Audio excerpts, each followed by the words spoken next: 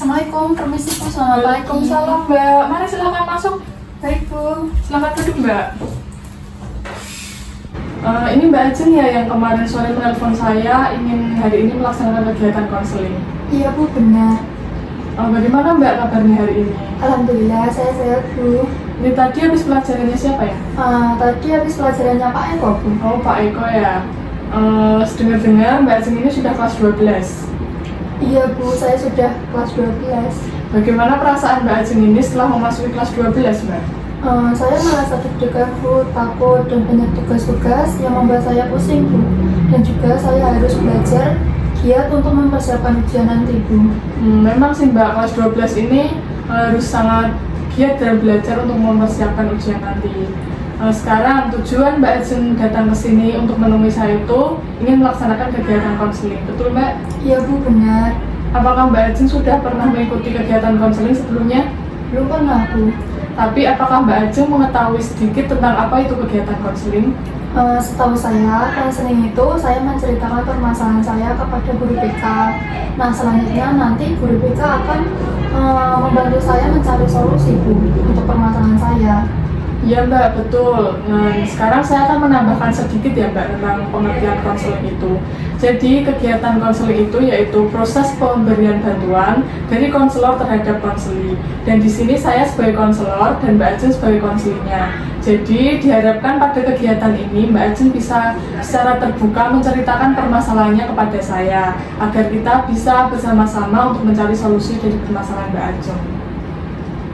Lalu apakah cerita saya nanti akan aman ya Bu? Oh tentu saja Mbak Ajeng tenang saja karena dalam kegiatan konseling ini terdapat beberapa asas, salah satunya yaitu asas kerahasiaan di mana cerita yang Mbak Ajeng ceritakan kepada saya ini akan aman dan yang mengetahui hanya saya dan Mbak Ajeng. Jadi Mbak Ajeng tenang saja tentang orang-orang di luar sana yang akan mengetahui permasalahan Mbak Ajeng. Jadi Mbak Ajeng jangan takut ya untuk bercerita kepada saya. Baik Bu. Sekarang kan Mbak Ajeng sudah mengetahui tentang apa sih konseling itu dan sekarang coba Mbak Ajeng ceritakan permasalahan apa yang sedang Mbak Ajeng alami. Jadi begini Bu, saya kan sudah kelas 12 dan sebentar lagi kan saya akan lulus Bu. Nah sebenarnya saya sudah memiliki pandangan Bu akan melanjutkan pendidikan kemana dan mengambil prodi apa. Tetapi makin kesini saya makin merasa bingung Bu. Apa yang membuat Mbak Ajeng bingung ini? Seperti yang saya katakan tadi, saya kan sudah memiliki pandangan Bu. Tetapi yang membuat saya bingung itu pendapat kedua orang tua saya Bu. Coba sekarang Mbak Ajeng ceritakan lebih detail lagi mengenai permasalahan Mbak Ajeng agar saya juga bisa mengetahui inti dari permasalahan Mbak Ajeng ini. Orang tua saya menghendaki agar saya melanjutkan di kedokteran Bu. Sedangkan saya ingin menjadi seorang dosen.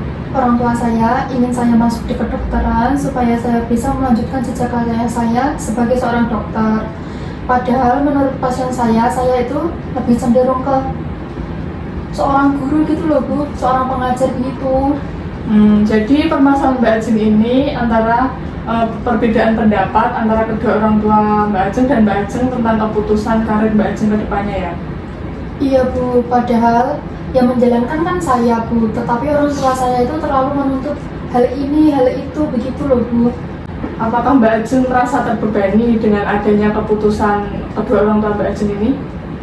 Saya sangat terbebani Bu, bahkan saya dan kedua orang tua saya itu sempat mengalami perselisihan dan saya memutuskan untuk tidak berbicara kepada orang tua saya Bu. Begitu ya Mbak, saya mengerti apa yang Mbak Ajeng rasakan. Pasti sangat sulit dan bimbang ya Mbak untuk memilih suatu hal, apalagi hal tersebut menyangkut masa depan Mbak Ajeng. Iya Bu, saya sangat bingung sekali, sehingga membuat saya menjadi tidak fokus dalam pelajaran Bu. Baik Mbak, dari cerita Mbak Ajeng tadi, Ibu sudah bisa menyimpulkan bahwa Mbak Ajeng ini terkendala oleh dua pilihan. Yang pertama yaitu Mbak Ajeng yang ingin menjadi seorang pengajar, tetapi keputusan orang tua Mbak Ajeng dan kehendak orang tua Mbak Ajeng untuk menjadi seorang dokter mengikuti jejak ayah Mbak Ajeng ya? Iya Bu, benar. Baiklah Mbak, sekarang mari kita bahas lebih lanjut tentang permasalahan Mbak Ajeng ini. Baik Bu. Saya akan bertanya terlebih dahulu, apa alasan Mbak Ajeng ini ingin menjadi seorang pengajar? Saya sebenarnya sudah menyukai profesi guru dari kecil Bu. Orang tua saya bahkan memberikan saya papan tulis untuk saya bermain seolah-olah saya menjadi seorang pengajar. Menurut saya, menjadi seorang pengajar itu profesi yang mulia, dan juga passion saya sudah mengarah di situ, Bu. Saya senang jika harus berbicara di depan kelas seperti presentasi, menampilkan materi, dan lainnya, sehingga saya rasa menjadi seorang pengajar sangat cocok sesuai passion saya, Bu. Oh begitu ya Mbak. Sekarang pernah nggak sih Mbak Ajeng itu berpikir jika menjadi seorang pengajar itu Mbak Ajeng berpikir, wah aku bisa nggak ya mendidik anak ini, wah aku bisa nggak ya menjadi seorang pengajar, itu ada nggak Mbak? Tentunya ada, Bu. Terkadang saya juga berpikir apakah saya bisa mendidik anak-anak yang mempunyai beragam watak dan karakter, dan apakah saya bisa ya berhasil mendidik anak orang. Saya juga takut gagal, Bu, tetapi saya berusaha untuk membuang pikiran-pikiran negatif tersebut, Bu. Saya akan berusaha untuk menjadi pengajar yang profesional melalui kuliah di prodi yang saya inginkan, menjadi seorang pengajar. Nah, jadi Mbak Ajeng sudah mengetahui ya kelemahan serta kelebihan Mbak Ajeng itu jika menjadi seorang pengajar kelak. Sekarang mengenai tentang jurusan kedokteran ini Mbak, mengapa Mbak Ajeng tidak menginginkan menjadi seorang dokter? Yang pertama, saya pikir yaitu karena dokter bukan passion saya, Bu. Saya merasa bahwa menjadi dokter mempunyai tanggung jawab yang besar yang menyangkut nyawa manusia juga, Bu. Tetapi dokter juga merupakan profesi yang mulia, membantu orang sakit, Bu. Saya sempat berminat belajar tentang dunia kedokteran, tetapi setelah saya membaca buku-buku ayah saya merasa dokter tidak cocok dengan saya, Bu. Sekarang Mbak Ajeng sudah mengetahui ya tentang kelemahan dan kelebihan Mbak Ajeng jika menjadi seorang dokter. Nah, sekarang menurut hati Mbak Ajeng nih, Mbak Ajeng itu pengennya kemana sih? Ingin masuk ke jurusan apa? Jujur, saya ingin sekali menjadi seorang dosen, Bu. Dan saya ingin kuliah mengambil jurusan PGSD agar kelak saya bisa melanjutkan S2 dan menjadi seorang dosen. Tetapi keputusan orang tua saya tetap kekeh ingin saya menjadi seorang dokter. Saya bingung untuk berbicara dengan orang tua saya. Itu harus bagaimana ya, Bu, untuk meyakinkan kedua orang tua saya bahwa itu saya ingin menjadi seorang dosen. Baik, dari beberapa cerita Mbak Ajeng ini, memang kemampuan Mbak Ajeng ini mengarah ke seorang pengajar. Dan itu juga merupakan keinginan Mbak Ajeng sendiri ya menjadi seorang guru. Iya, Bu, benar. Baik, sekarang saya akan memberikan beberapa informasi, dan informasi ini bisa Mbak Ajeng sampaikan kepada kedua orang tua Mbak Ajeng agar kedua orang tua Mbak Ajeng itu bisa berpikir lagi apakah keputusan mereka itu sudah benar untuk Mbak Ajeng. Kira-kira apa ya itu, Bu? Begini Mbak, sebenarnya profesi apapun itu masing-masing memiliki keunggulan dan kelemahan masing-masing. Mau itu Mbak Ajeng menjadi seorang pengajar atau menjadi seorang dokter, keduanya sama-sama profesi yang mulia. Tetapi jika dipaksakan untuk memilih jurusan yang tidak sesuai passion, bakat, serta minat, maka orang yang menjalankannya pun tidak akan sepenuh hati. Artinya ia akan tidak ada planning untuk kedepannya Mbak. Bisa saja saat perkuliahan berlangsung, Mbak Ajeng sering membolos dan berpikir bahwa Mbak Ajeng ini merasa terbebani dengan jurusan yang tidak Mbak Ajeng suka ini, dan akhirnya sia-sia kan perkuliahan Mbak Ajeng. Nanti Mbak Ajeng bisa berhenti kuliah dan masih bisa dimarahin orang tua juga. Jadi pemilihan suatu jurusan atau program studi itu harus sesuai dengan passion Mbak Ajeng dan juga bakat minat Mbak Ajeng sendiri. Di sini Mbak Ajeng sudah memiliki passion sebagai seorang pengajar, tinggal diasah kembali untuk bisa masuk ke jurusan yang diinginkan Mbak Ajeng. Dan juga jika orang tua Mbak Ajeng menghendaki Mbak Ajeng untuk masuk ke kedokteran hanya untuk mengikuti jejak sang ayah, menurut saya itu kurang menjadi alasan mengapa Mbak Ajeng harus masuk ke kedokteran. Jadi coba Mbak Ajeng bicarakan kembali kepada kedua orang tua Mbak Ajeng untuk lebih mempertimbangkan keputusan mereka, apakah ini nyaman untuk Mbak Ajeng, apakah ini bisa berdampak baik untuk Mbak Ajeng ke depannya, atau nanti Mbak Ajeng itu perkuliahannya bisa lancar tidak, atau bisa sesuai target atau ekspektasi orang tua Mbak Ajeng. Jadi bisa Mbak Ajeng ceritakan lagi mengenai keinginan Mbak Ajeng, tentu tentang passion Mbak Ajeng juga, begitu Mbak. Baik, Bu, saya memahami informasi yang Ibu sampaikan kepada saya. Nah, setelah ini saya akan mencoba berdamai dengan orang tua saya dan mengajak mereka untuk berbicara terkait masalah ini lagi, Bu.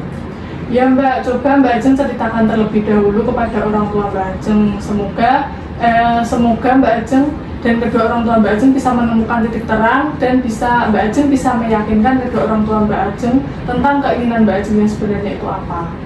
Amin, Bu. Saya berharap juga begitu. Ya Mbak, apakah ada yang mau disampaikan lagi terhadap saya? Untuk saat ini mungkin cukup sampai di sini dulu, Bu.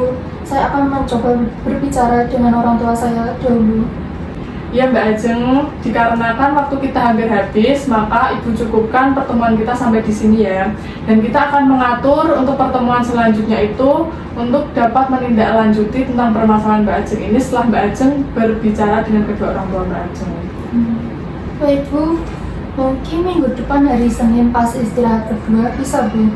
Oh bisa Mbak, jadi kita akan bertemu lagi pada hari Senin minggu depan saat istirahat kedua ya Mbak? Iya, Bu. Kalau begitu saya pamit ke kelas dulu ya, Bu.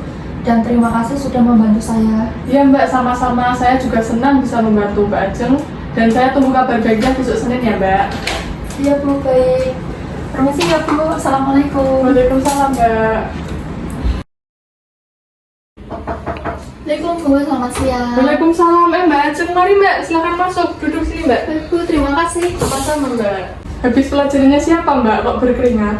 Tadi habis pelajaran olahraga, Bu. Makanya berkeringat. Nggak apa-apa Mbak, olahraga sehat. Bagaimana kabarnya Mbak Ajeng hari ini? Alhamdulillah saya sehat kok, Bu. Syukurlah kalau begitu. Oh iya, ini dilihat-lihat dari raut wajah Mbak Ajeng ini sepertinya sumringah berbunga-bunga. Ini ada apa ya Mbak? Oh iya, Bu. Saya sedang senang sekali, Bu, rasanya. Wah, ada apa ini Mbak? Apakah Mbak Ajeng habis dapat rezeki nomplok? Tidak kok, Bu. Saya senang karena akhirnya kedua orang tua saya memutuskan untuk mendukung saya menjadi seorang pengajar, Bu. Wah, saya ikut senang Mbak. Bagaimana cara Mbak Ajeng meyakinkan kedua orang tua Mbak Ajeng itu?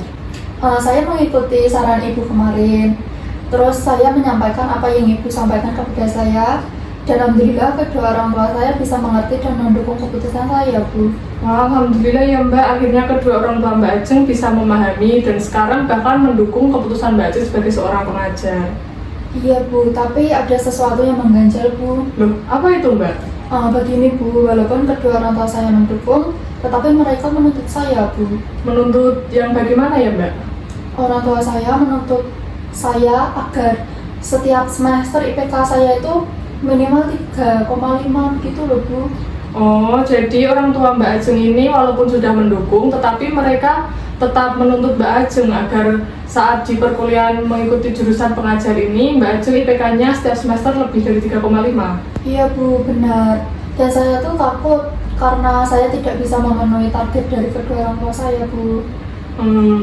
Gini Mbak Ajeng, Mbak Ajeng ini kan termasuk siswi yang berprestasi dan juga aktif dalam organisasi. Ibu yakin jika Mbak Ajeng tetap konsisten hingga perkuliahan nanti, pasti Mbak Ajeng bisa mendapatkan seperti apa yang ditargetkan kedua orang tua Mbak Ajeng. Iya, Bu, saya akan tetap terus berusaha dan konsisten.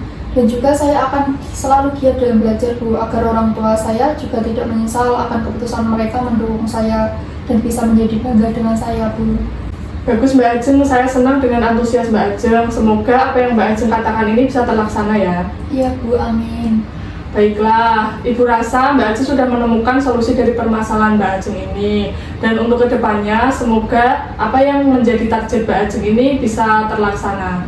Iya, Bu, dan ini sudah bel masuk. Saya rasa cukup untuk pertemuan kita hari ini ya, Bu. Dan saya ucapkan banyak terima kasih karena Ibu sudah membantu saya untuk mencari solusi dari permasalahan saya, Bu. Ya Mbak Ajeng, sama-sama. Ibu juga senang bisa membantu Mbak Ajeng untuk menemukan solusi dari permasalahan Mbak Ajeng. Baiklah, kalau begitu Mbak Ajeng ingin kembali ke kelas, silakan Mbak. Mari, Bu. Iya Mbak, Waalaikumsalam.